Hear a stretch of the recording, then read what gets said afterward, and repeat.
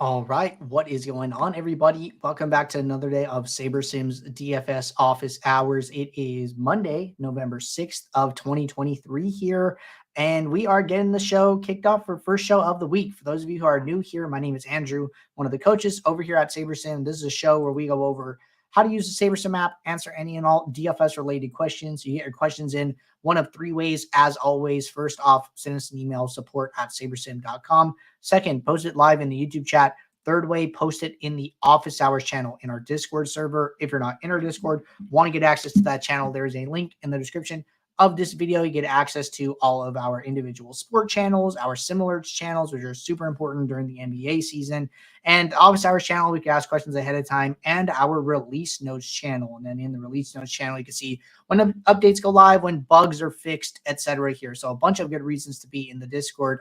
Do the show Monday through Friday, 2 p.m. Eastern. So just wanted to remind you guys, it is Monday, so that means that we do have to announce the winners for our weekly max challenge here. So let's get this pulled up here. As you guys know, this sheet is available to you guys to double check that you are entered here in the Discord. So I do link it with the kickoff for this show here, but it looks like our top finisher for DraftKings for the week was Jagan_B with a 5th place finish and 233.2 points. So congratulations to you. For those of you guys who are not aware of our weekly max challenge here, it is a giveaway / promotion we do during the NFL season here. Get access to weekly prizes, get access to season-long prizes as well. So with winning the highest score of the week, you're going to get a free SaberSim hoodie and an entry into our private end of the season $5,000 free roll here. So congratulations to Jake and B here. And then over on Owner's Box, this is a new promotion we started about 2 weeks ago here. The description and info on that is in the description of this YouTube video as well, but we do have its own page here. And then for the Owner's Box winner, Dark Knight here with a 6th place finish and 213.78 points here. And then for the Owner's Box Challenge, the top finisher for each week gets a free month of SaberSim Ultimate and a SaberSim hoodie here. So congratulations to those two winners here. What we are going to do next is our weekly free roll for DraftKings here. So I'm going to take all of the names for everybody who participated in the DraftKings version. Looks like 196 names this week, which is great. Going to put those into our trusty wheel of names here. Going to hit shuffle a couple times. And then remember that the winner of this spin gets free entry into next week's mini-max contest on DraftKings only here. So it looks like the winner is Karen's 99. Man, I feel like he's won something before here, right? So maybe just running super hot. But let's see. Yeah, he won 2 weeks ago. Yep, that sure thing. One on week 7, one on week 9 here. So Karen's 99. Congrats to you, man. Congrats to all of the winners for this week. And we'll be right back here next week for our next announcement of winners here. But with that said, going to get SaberSim pulled up here, and then we are going to jump into the show. Looks like our first question came from Carson here. And Carson said, any plans for an easier way to use custom projections with the live sims? So frankly, I would be interested in like hearing, your thoughts on what is the problem here. So basically like the way this works, like say this Monday through Thursday, say you upload a custom projection. So your lineups, when you build them initially, are going to be built using your custom projections. And then once the Chargers Jets game actually locks, then what's going to happen is that we are going to switch at that point to the live projections. Whatever custom projections you had for Carolina and Chicago, those are going to stay. Those are going to stay put. So your custom projections for any game that hasn't started yet stays the same. Your custom projections for the games that have now locked change. And the reason for that is because now we can use the live sims and take advantage of those when rebuilding your lineups and then just seeing how everything is played up to that point in the game. So when you create a contest sim, if you go to the contest, you create a contest sim, you're going to see these use live sims if available toggle is on. That's simply because once the slate starts, your custom projections don't really matter anymore because the game has locked and you can't change players for that game. So we think it's really intuitive. We think it works very easily. But if you're having a hang up with using it, just let me know in the office hours channel when you get a chance to watch this and see the response to your question. And I'm happy to either help you out in any way and or even take some feature requests back to the team for things that you think can be improved in the future. All right. Question for Nika, or from Nika, sorry. Question says, hi, when do the field lineup update before lock? Great question. So we added this new timestamp here. So there's a projections timestamp and there is an ownership timestamp. The ownership timestamp is new. So basically every time the ownership updates, that means the field lineups are indeed updating. So if you're not seeing these, what I would do is a hard refresh, either Control Shift R if you're on Windows, Command Shift R if you're on a Mac. And as long as you can see this ownership here, as long as there are ownership projections in the app, that means that field lineups are built. And then every time the timestamp updates, that means the field lineups were updated. All right. USNR here said, how do I set a rule to not stack more than one wide receiver on the same team without their quarterback? Great question. So the way you would have to do this is probably an if-then group rule off the top of my head here. So what I would do is a group automatic. I would say if at least 2 group by team wide receivers, then use at least 1 on the same team. And I would say quarterback. So then in this one, I'm writing it a little backwards. But what I'm saying is like, hey, if you use 2 wide receivers on the same team, that lineup must include their quarterback here. So I'll just pause the video, take a screenshot of this rule, and then rewrite it, and then you should be all set there. But that is how I would do that. All right. Scion Gaines said, I have a question about contest flashback. Are the users shown only SaberSim? Because I look at different DraftKings, it's a different person in first place when I selected actual score on the NFL slate. Yeah, so our processing takes place Monday mornings here. I did actually talk to you in the support about it, but we were having a little issues with getting everything loaded up, but those should be loaded up now. So I actually checked on it because I recorded the weekly review show earlier this morning. I actually did not record with Max. You guys are going to get a special guest this week. And, so stay on the lookout for that video dropping either later today or possibly tomorrow here. So be on the lookout for that. But I did verify that those contests were getting updated and updated correctly because I did not want to have the wrong information when I was doing that show. So that process has been taking place this morning, and I know the team has been talking about it internally here. But thank you for your message. All right. Knew something said, is there any reason Showdown defaults to 2K lineups instead of 5K? Yeah, pretty much that building on Sim Diversity 10 is very intensive for the builder, and it could take a very long time to get to 5,000 lineups. So the fact that we just set it to 2,000 for time-saving purposes to make it easier for users to get a solid number of lineups that is not going to take a very long time to finish is why it's set at 2,000, but you can always increase it to 5,000 if you want here. Sometimes I'll just set it to like 2,500 and be happy with that. And really the reason is that in Showdown, I'm trying to take a set of lineups and I'm trying to whittle it down to the ones that I actually want to play, as opposed to using a big pool to get as diverse as possible. So in normally, you're kind of okay playing a lot of lineups from the pool, but in Showdown, you're kind of not. You kind of want to narrow it down to a certain number of lineups. So I like to, I think it's fine to have a little bit less of a pool in Showdown in general. All right. Bill's Nuts said, when I late swap an NBA, why does the sim late swap all my different contests at once as a bunch? Shouldn't my single entry 3 max, 20 max, 150 max all be swapped individually? They are different contest types with different builds and different contest sims. Okay, so really good point here.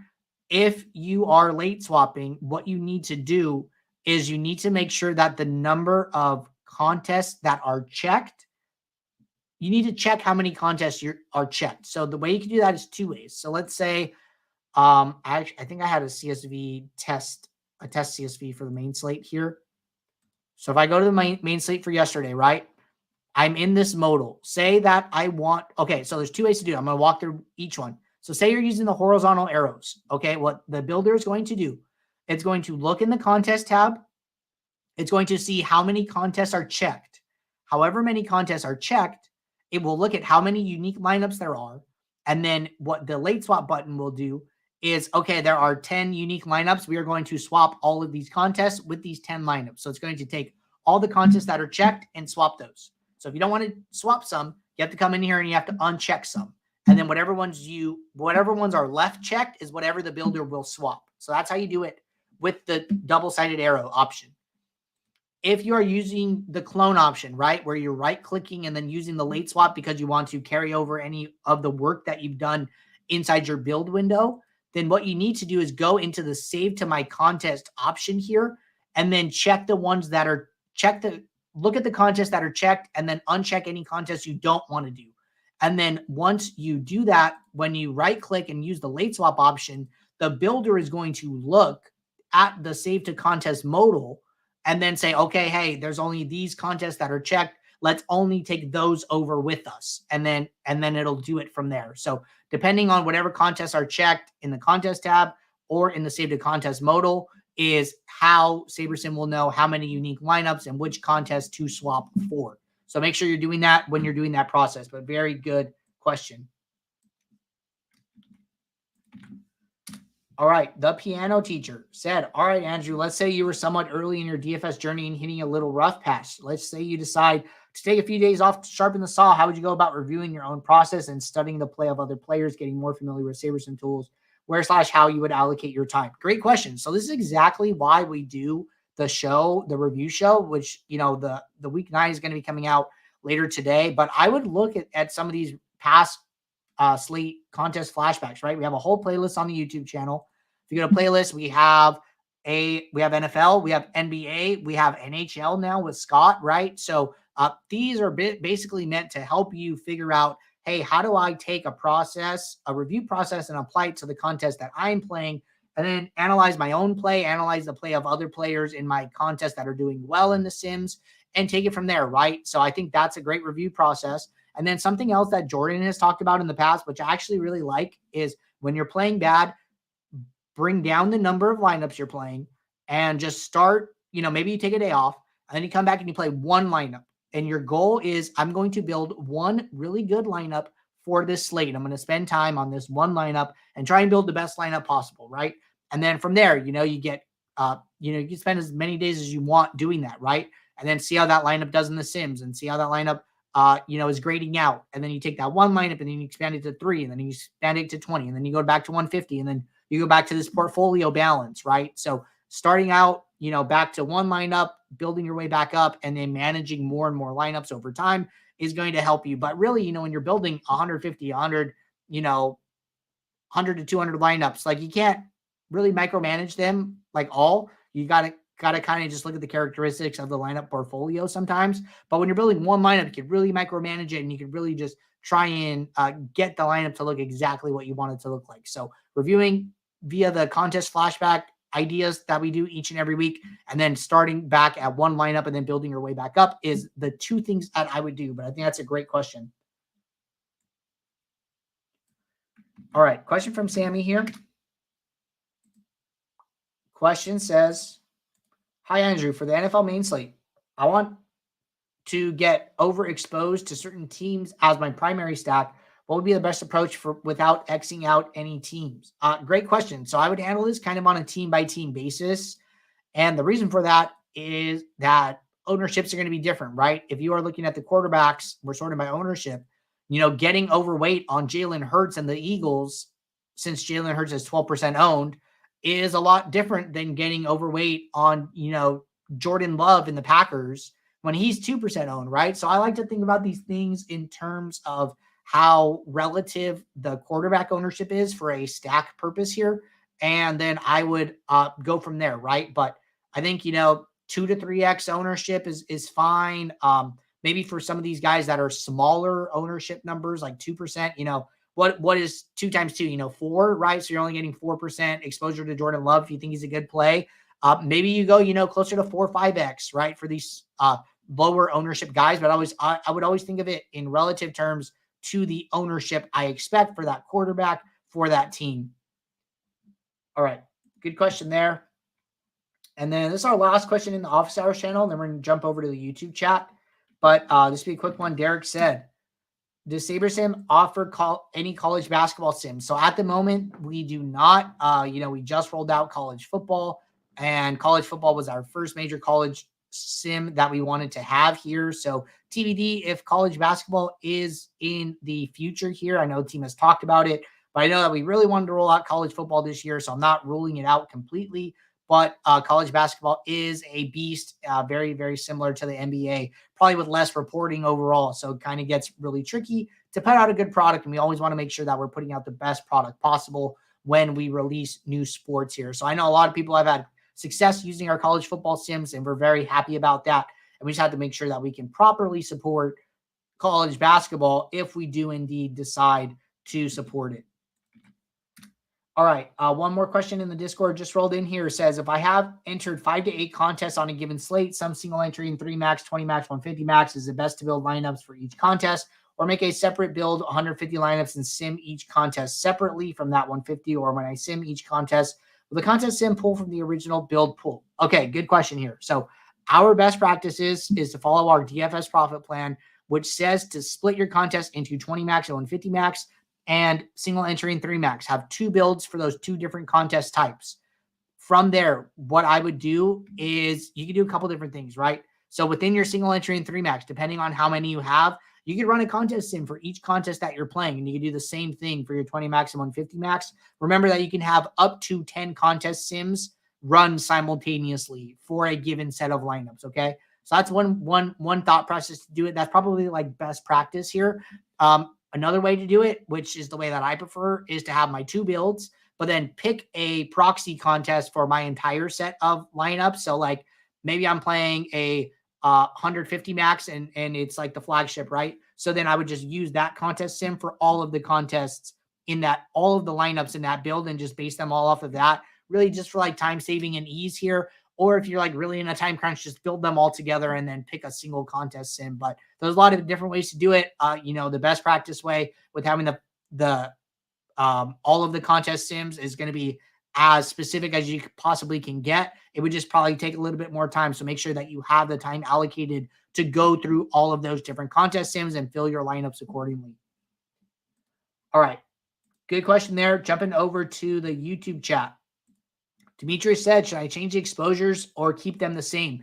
Yeah, so really one thing here is that SaberSim does not understand risk management particularly well, right? That's why we created the risk-adjusted ROI metric, which helps to kind of navigate that situation, but that's only for contest sims, right? And I know there are plenty of people using SaberSim that aren't using contest sims. So this is an opportunity where I really like to use the min uniques option here, mostly because, what this does is it tries to create a portfolio of lineups that are closer to neutral EV here. So basically what happens is that as you increase min uniques, you are guaranteeing that X percent of players are different from every other lineup in your set. So if I have min unique set to 4 here, right? And I'm looking at 20 lineups, that means that in these 20 lineups, there are 4 players there are at least, okay, in every lineup of the 20, I am guaranteeing that 4 players are different from every other lineup in my set of 20. That's what's happening. So by doing this, if a player gets hurt or doesn't do bad, it's less likely that sinks all of my lineups, because I've guaranteed this difference between each lineup, right? And then also what you're going to see is that the exposures are going to change very naturally here. And then your player pool is also going to increase. So going from min unique of 1, where my highest exposure is 80%, to min unique of 4, takes my exposures down, not even that much, right? So I can go down to 5. And then I went from 63 players in my player pool to 72 players in my player pool. My highest exposed player is now 70%. And then I did have somebody at 80%. I did have a lot more players. I can look at how far down in my pool I'm going, right? I'm barely at lineup 42 out of 5,000 here. So maybe I go to min uniques of 7, right? I'm only at lineup 288 out of 5,000. So still in the top 10% of my pool. And now I'm not playing any player over 35% exposure. And my number of players in my player pool have went up to 82. So by guaranteeing that diversity, the builder is going to use more players. It is going to lower exposures in a very natural way, keeping exposure to the best players, or the players that it perceives to be the best plays on the slate here. So I like to use min uniques to adjust my exposures more naturally, and then I will make any fine-tune adjustments after the fact to 1, 2, 3 players, however I see fit. Patrick said, is there a tutorial for late swap sims that isn't supported? Is there a tutorial on late swap for sims that aren't supported? I could easily late swap on Classic Slaver, just not the new version. 2 weeks in a row, I had a difficult late swap. College basketball is upon us, and I will assume Saber won't be supporting it this season. Okay, yeah, we did talk about that a little bit. So we do have a late swap tutorial. So if you go to our hamburger menu on the right, you go to help, open up our support docs here, and then how to late swap. This tutorial is going to talk about all the different ways that you can late swap within SaberSim in the most updated UI and the most most updated live sims, etc. here. So I would check out this tutorial here, and then I would just link it in the description for easy access so you can see that video and use it. All right, Sean said, hey, Andrew, it's probably been talked about, but how can we use SaberSim to get the optimal rate a player shows up? Yeah, great question here. So one of the easiest ways to do that, well, first I do want to talk about this a little bit here, right? So there's a difference to me. So like, you're probably not going to need the optimal lineup to win in NFL. You're not going to need, the absolute highest scoring lineup here, right? So like, that's one way to think about it. So if you wanted to run optimals, what I would do is set correlation to 0, sim diversity to 10. And then what we're going to do with these settings, we're going to pluck an individual game sim for each game on the slate, create a entire slate simulation, play that out, build you the best lineup. So there's going to be like optimals, right? What I like to do is run this build, but I like to run sim diversity on 9. And the reason I like to do that is because at sim diversity 9, we were taking a very small subset of sims for each game on the slate and then creating a slate simulation from those small sets. And by using a small set, you're going to basically kind of avoid some very strange outliers where like a player might have one really good game in the sims, but not really do well otherwise.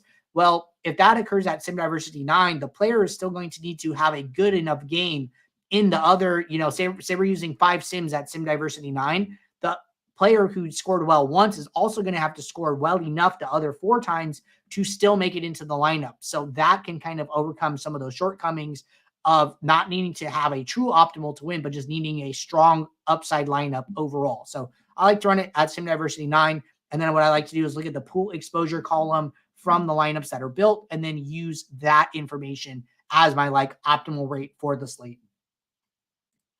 Brett said, I've been trying to figure out how to set rules for my lineups. For example, I want to be able to pair my quarterback with his kicker in showdown slates. Yeah, so what you're going to have to do here for a showdown is you're going to have to do a manual rule. And the reason for that is because in showdown, DraftKings does not give the players actual positions, but it gives them either captain or flex. So what I would have to do here is go to a lineup rule, go to add new rule, go to group annual here.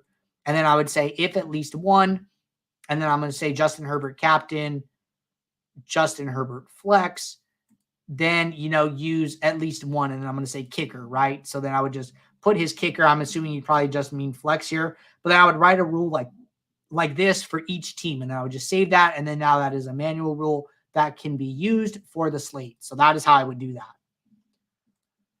Brett also said, how can I adjust ownership of players based on each captain? I want to be able to have the kicker at a 75% rate with a quarterback as captain, but only 25% when the quarterback is not a captain. Okay, this one gets a little tricky. This is probably a good opportunity to use the favorites option here. So the favorites option is say you're playing 20 lineups, right? You want to build 10 lineups a certain way, and then you want to build 10 lineups a different way, right? So maybe you want to have 10 lineups with Justin Herbert and the kicker together, and then 10 lineups with Justin Herbert without the kicker or something like that. What you can do is you can open up multiple build workspaces here, build 10 lineups in this window. And then when you build the 10 lineups here, and I'm just going to build 20 here, what you can do is use the favorites option to send 10 to the favorites, and then those will populate in the favorites tab. And then in the next set, you do the same thing, right? So then I have 10 lineups here. I'm going to use the star icon, sends it to the favorites. When I come in here, I'm going to see, oh, hey, when I pop out these lineups over here, there are 10 lineups. So these are the 10 that I sent from build 1. And then from build 2, I can do the same thing. I get 20 lineups in this window, and then I can use the save to my contest option to build lineups with these 2 different rules, game scripts, however you want to do it, and then combine them all into a single contest. So I would take advantage of this tool here. And then in the support docs here, we do have a video on how to use the favorites here. So how to favorite your lineups. And then I will also post this in the chat for easy access. All right. Isaac says there are glossary/legend page on SaberSim for all the terms used on the app. There's not, but I think that's a fair feature request here. So let me take that back to the team. Feature request, glossary of terms. We do try to provide like pop-ups. So like in the app here, like, oh, what's adjusted ownership? If you hover, you're going to see, oh, ownership rating adjusted for average ownership at the player's position and their projection variance. Okay. So like, boom, you see that, right? What are some other ones? Leverage, right? What is leverage? Shows the leverage on the field by calculating your exposure to a player minus projected ownership to that player, right? What is value? Oh, my projection divided by salary. So try hovering over some of these terms that you might not be super familiar with, but that should at least give you a good starting point. And then I could ask the team about a full glossary of those pop-ups in some type of page. Benny Hanna asks, hey, Andrew, hope you're well. Quick question. Can you talk about ROI standard deviation and how to interpret when assessing lineups? Good question here. So this one is like probably better off used as like a supporting variable, I like to call it, in like a custom metric. So I don't think it does great as like a standalone metric, but it basically talks about the distribution, the payout distribution for the lineup. So in our most recent pro video with Will and Jordan, they actually pulled up an example of a payout distribution for a lineup. And it's very interesting. You see this big spike at the beginning within that like top 20th percentile. And then you see all these flats, right? Because only the top 20% of lineups get paid out. So if your lineup doesn't finish in the top 20th percentile, it basically is zero, right? So it basically takes into account the payout distribution of a lineup, which is what the ROI standard deviation is showing. And then you can use that to basically try and assume like, hey, you know, lineups with a higher standard deviation are higher risk, higher variance, and then lineups with a lower standard deviation are less variant, have less variance compared to their counterparts, but overall still a pretty risky in general for each and every lineup. All right. Patrick said, Andrew, what is the size of your monitor? I feel like I need to upgrade from a 27-inch to something wider and bigger to incorporate all DFS-related websites, tired of minimizing every window. Yeah, I actually do use 27-inch monitors, but I just use multiple. So I have multiple monitors, connected to my laptop via a USB docking station. So check that out. You know, the docking stations can support multiple monitors via like DisplayPort and HDMI. So I would look into something like that. Demetrius said, thanks. Yeah, man. Happy to help. Sean had another question. Said, Andrew, I saw your example during MLB season on how to make sure you're being diverse with players in team stacks.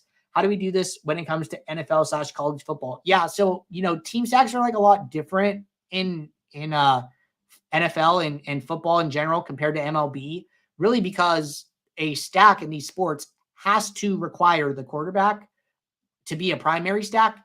While, you know, MLB stack, you know, you don't need the 3-hitter, you don't need the 4-hitter, you don't need the leadoff man in order to have a primary stack, right? So it gets a little bit different. But normally what I would just do is like, I kind of alluded to this a little bit earlier, but like when I'm thinking about leverage and I'm thinking about team stacks, I'm mostly just kind of going off of the quarterback exposure, mostly because I'm not really running any naked stacks, which is just a stack, which is just a quarterback plus 0 position players. I'm basically always having at least 1 position player with my quarterback. So I just typically look at leverage in terms of quarterback ownership and where I want to go from there. All right.